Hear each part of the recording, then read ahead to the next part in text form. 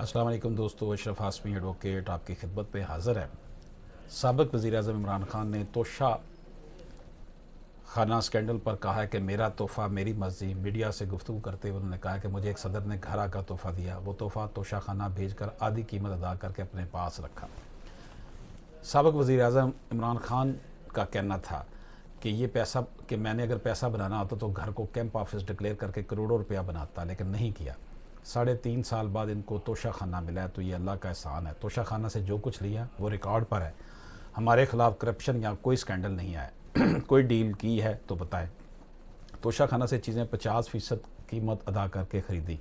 फ़ौजियों को भी प्लाट मिलते हैं, इनकी मर्ज़ी जो चाहें करें। कई फ़ौजी प्लाट लेकर बेच भी देते हैं।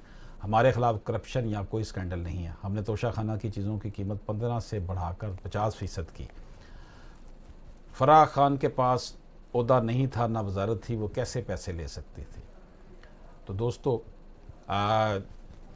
Ex prime minister Imran Khan का कहना है कि वो उनका गिफ्ट था, वो उसको जैसे मर्ज़ी खर्च करते, बेचते, रखते, जो भी करते। इजाज़त दीजिए। अल्लाह हाफ़िज़।